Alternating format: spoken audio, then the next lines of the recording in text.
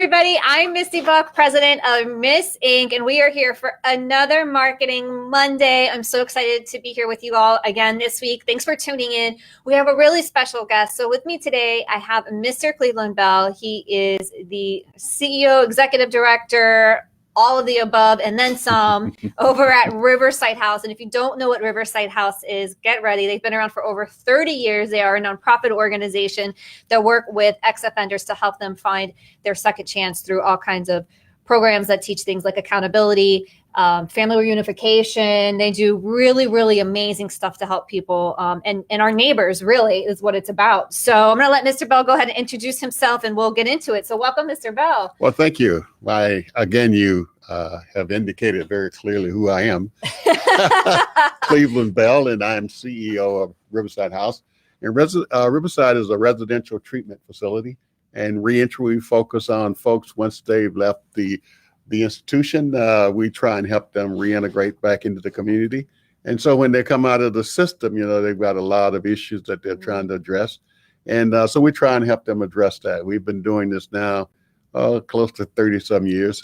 When I originally came to Riverside House, I came to do just a weekly Bible study. And at that time, the former executive director had asked and he requested to take a year off for sabbatical. And so the board of directors asked me would I fill in till he got back.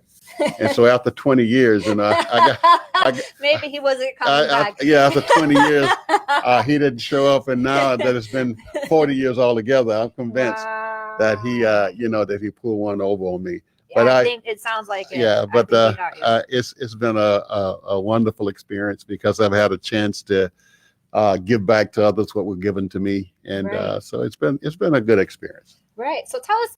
I don't know. So everyone may not understand what reentry is in terms of when you're leaving the prison system, but I've been working with Mr. Bell for over 10 years now, at least. Yes. So one of the things that was surprising to me is that when these individuals, when they are released, they don't really have the tools. It's just like, okay, you're out. And it sometimes they don't even have identification, right? Like proper identification. Correct. So when individuals come to Riverside House, what are some of the things that you all look at to help them make a successful reentry so that they make these decisions as positive and productive citizens now, right? And they have the tools to do that, more importantly. Yeah. Well, I think the first thing is that if I can use myself as an example, when I first got released, I was stationed at the Dade County Stockade.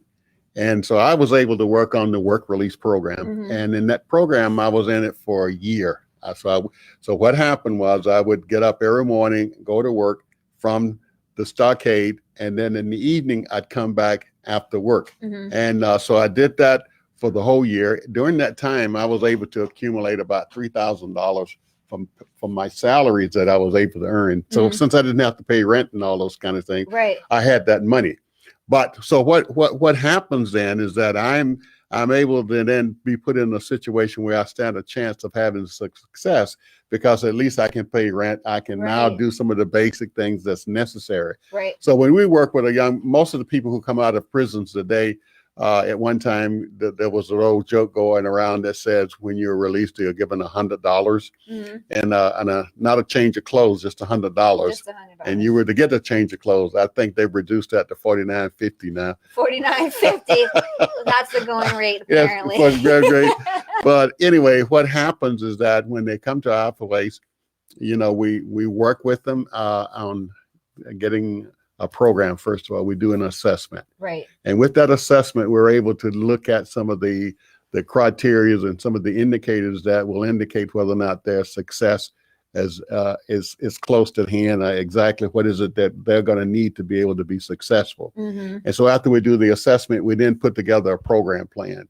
And that program plan outlines several areas: employment, housing, family, substance abuse, mental health, all of those kind of things. And what we do is try to pick the top 2 or 3 that's most urgent, because most times they're only going to be with us maybe 3 to 6 months. Okay. And so they're not going to be there long. So what they need to do and what we need to do is get them positioned for success. And the first thing that's always best after the assessment and program plan is to get employment. Mm-hmm. Because without employment, you're not going to be able to take care of some of the necessary things. For example, when you are released from prison and you go out today to get an apartment, you need to be able to have the last month rent Right. deposit for this, for water, lights, and the Right. whole 9 yards. And so you've got to have some money in preparation for the release. Right. So we help with that. Some of our folks find themselves with substance abuse problems. So then we get them lined up with groups like AA, NA, and some of those kind of self-help groups, because they're very helpful in helping them. Celebrate Recovery is another type of group. Yeah. Then we work with them on housing, and that's something that is very challenging. And so sometimes some individuals have to go back and live with their families and with their significant others and their loved ones.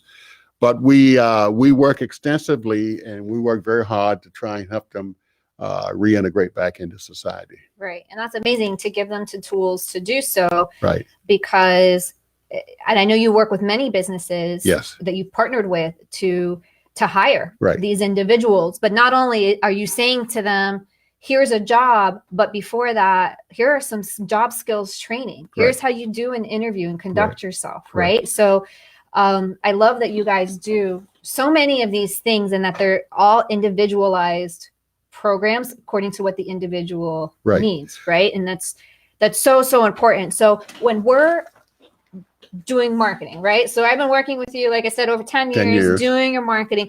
And so one of the challenges that we've come into that I want you to kind of dispel some of these myths right now is why, when we're doing fundraising, right? So one of the challenges is people may think, why should I care about these people who have done bad things and support them and give my money to an organization that does that versus, all these other organizations. And one of the things that we've talked about over the years is actually what you're doing is you're contributing to your community, to your neighbors, to society, you're actually saving tax money. There's all these things that we go into. So can you talk a little bit about that? Like why should someone, an average person watching this show, support this cause? Well, because it's a good investment. When a person is incarcerated, for example, we spend about $40,000 to $45,000 a year to incarcerate a person. And we know now that that's not a good investment. Yeah. But at Riverside House, it's a good investment in that, let me give myself as an example. When I was at the Dade County Stockade, as a part of my reentry, I was able to get a job. I was able, after I left the institution, to maintain and keep a job. In fact, I was able to, land a job where I became a manager of the job, and I became a supervisor in the job. So that's a good investment. Boost your self-esteem too, to make you feel like, wow, I had this hard path and I'm making an effort, and the reward is paying off because I'm working hard doing the right things. Correct. And so what I did is, after I got out of the institution, I then re-enrolled in school, and I graduated from Miami-Dade with an AA, and then I went to Florida FIU and got a bachelor in music. So that the investment that was made in terms of giving me that chance at the Dade County Stockade just kept multiplying. It kept paying off. Right. Then I became CEO of Riverside House.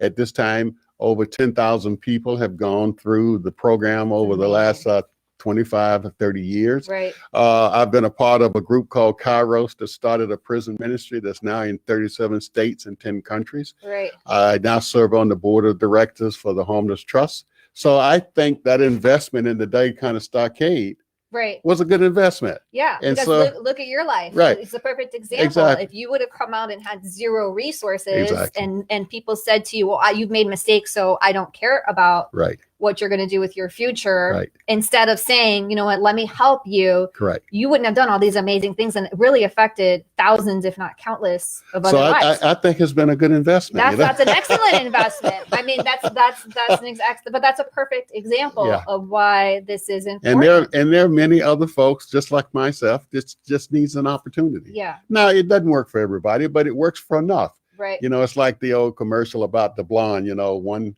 blonde sees the other, and then they talks about the chemicals that they use, the what do they call it? They usually have one, yeah. and one leads on to one, and one to another, and one to another. And after a Yeah. while, you see a whole photo of blondes. Just a whole photo Right. like that. Right. But that's a good way to picture Yeah. it. So that's what happens. So, for example, we've had people who have come through Riverside House who have gone on to do the same thing. One of our friends is Desmond Mees. Yes, big with the Amendment 4. Yeah. And so he's done, he went to law school and got his degree, and so he's been able to make a contribution. And I think that a lot of times the public don't know because they only see the negative side of it, the 6 o'clock news. Right. But there are folks who are getting their lives together. There are people who realize that they've made mistakes, right, and would love a second chance. Not everybody, but there's enough of us, right, and it's worth the investment. Right. And I think that that's something that can apply to anybody, whether you've been through the prison system or not. Everybody's made mistakes. Yes. Everybody wishes sometimes that they had a second opportunity. Everyone realizes if I do the work as an individual and have the right support system, I can actually make a change to whatever that might be, whatever your struggles are, because we all have struggles, Yes. but they're not always, that public necessarily. Right. So, all right. So talk to us a little bit. You have this awesome program now going on about Reentry 2.0. You have this brand new day reporting center so that you guys are actually going to be able to help even more people. Talk to us about that a little bit. Well, what we decided some few years ago is that, we realized that the prison system was not going to continue to grow as it was because of the tremendous cost and the fact that it's not necessary to incarcerate everybody. Some people can be helped through a variety of other methods. And so what we tried to do is we decided that we now have a residential facility that's 90 beds. And we've done that now for the last 30 years. And so what we wanted to do now is develop a program that would go to where people are. In other words, we're not waiting on them to come find us. We're going to go find them. Right. And so we do that in 3 ways. One of them is the day reporting center. Through the day reporting center, it'll be a place where we have computers, we'll have case managers, we'll have staff. So when those folks come in, they'll be able to get the kind of help that they need, because these are the individuals, for example, and right now, I think with the federal system, probably nationwide, about 14,000 people go through programs like ours. Okay. So if that's 14,000, that's like really a small drop in the bucket when you look at the total population. In terms of, you mean the residential program, Right. right? So the day reporting center is not residential. Right. It's more like a come and go. Exactly. Okay. I got For people who don't come through residential programs. Right. They still, and the number is greater than the ones that Right. are coming through residential. Right. So what we want to do is take all those residential services and make them available online Right. or in the community. So we started the day reporting center where folks will come in.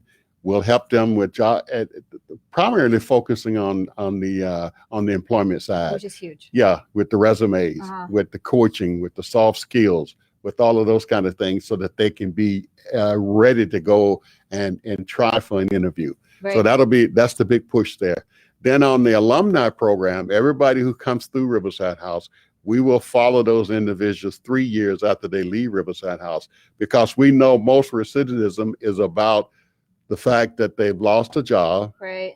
don't have a place to stay, Right. or have gotten back on drugs, Right. et cetera, et cetera. So if we can catch them when that begins to first happen, we can then, through case management and through counseling, we can begin to help and perhaps cut that where they don't return back to the institution, Right. and instead stay in the community and help that individual to get stronger. Right. And then the third thing we're doing is group formats like AA, Celebrate Recovery, where we'll go into certain neighborhoods, set up weekly groups so that those individuals who have come through our program, or those folks who are in the community who hasn't come through any program, and have a place to go for support groups. It's really a support group format. So you're going to community outreach, not just Yeah. come to us, but Right. we're going to actually go out. Exactly. Hey guys, this is really important, because imagine you have it's yourself or a loved one, and they are released from prison and they don't have the opportunity to complete their sentences in a residential facility like Riverside House also offers. This day reporting center is the first one in Miami-Dade County, correct? Correct. So this is a huge, huge resource to people. And I'm not going to lie, I have friends that have come out of the prison system and been like okay, now I'm struggling to get a job. Right. And now what do I do? And they're good people and they want to make good on their life, Right. but they get confused. They're like, how do I do this? Right. If no one wants to hire me, or if I don't have the skills, or whatever it is. So going to this day reporting center will offer them the opportunity to move past those, because you have all these other existing relationships as well, right? Well, the other thing too that will be helpful about this, Misty, is that we'll get a chance to, because the folks that really suffers the most, in addition to the inmate himself or the returning citizen, is the family. Correct. So most times when a family member knows that their loved one is coming back home, they don't know what in the world to do. Right. That they've been separated for 4 or 5 or 6 or 7 years. This person is coming back home. For example, the guy is coming back home and his wife had the responsibility of taking care of the kids and all of that. So when he comes back, he wants to now try and take over and be the leader in the family. And she says, well, I've been leading for 5 years. Right. Let's talk. Right. Let's talk. Wait a minute. In what house is the husband really in charge anyway? There you go. There you go. Sidetracked. So we try and help smooth that transition. And so we're also here, for the family. In fact, a lot of times we get references from the family about the returning citizen before we get to meet the returning citizen. Wow. Because of the fact that nobody knows what to expect, Right. and the families sometimes the family has gone and visit the loved one while they've been incarcerated, and the kids don't quite understand. And so now he's got all this shame and this embarrassment that he's been incarcerated. Now he's coming back. Now he or she now, and I said she because the fastest growing part of the prison population right now is women. No, really? I did not know that. There's an increase of that. women arrested. In the old days, they used to slap women on the wrist and say, go home. They don't do that anymore. No, you're in just as much trouble. You're just as much trouble. So we work. So we are also co-ed. So we work with male and female. Right, in the residential side, but also in day reporting center. Both right. Sides, so all right. So if somebody needs to go to the day reporting center, how would they even go about that? Well, we have we give our phone number. Okay. Right now we have a 3-prong approach where they can go to our website, riversidehouse.org. Right. And in there would be an application, and they can go to that website and apply. Okay. And we take it from there. I love that. Fill out an application and we get them into the place. And how much does this program cost? At this point, there's no cost. Okay. But there is a sliding scale that we're putting in place. But at this stage, we have been fortunate enough to be given a grant, an award for us to get this particular program started. Perfect. Yeah. So right now we have the funding for this component, but we still as we grow that and as that continues to grow, then we'll be dealing with additional issues. Money is never plentiful enough. Right. Yeah, I hear that. So on that topic, if a business owner or an individual, whoever it might be, hears this segment and they're like, you know what, this is I never knew these things before. Right. This sounds like a good investment, like what you were saying. I want to reach out and help these people. Correct. How can they? I know you guys take donations of old, used business clothing. Right. I mean, gently used, of course, but so that people have interviews close to where the interviews, and they have essentials like socks. If you take donations, obviously brand new. We have a clothing closet. Yeah, you have the clothing closet, right? So that's one way to get involved. You can volunteer. If someone wants to make a donation, right, and they're like, man, this is a really awesome project. I want to get involved here. I want to make a contribution. How can they do that?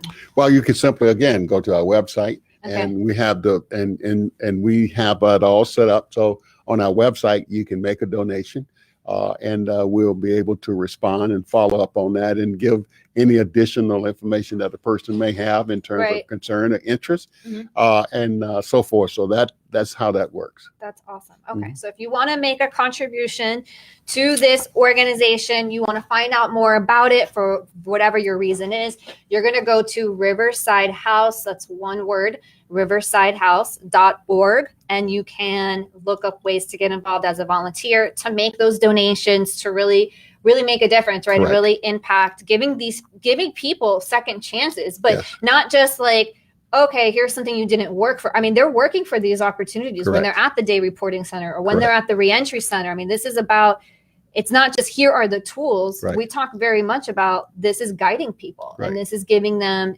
still helping them take those individual steps, right? So accountability is a huge part of your program. Correct. Right. So I think like this is just something that I'm so happy you're here and that we're talking about this. You guys have been in the community. You've been doing all these amazing things for over 30 years. You really deserve much more recognition than you get. So well, thank you for being a part of our team over the last 10 or 15 years. Oh my gosh, are you kidding me? This guy gives me a hard time, but still we stick around.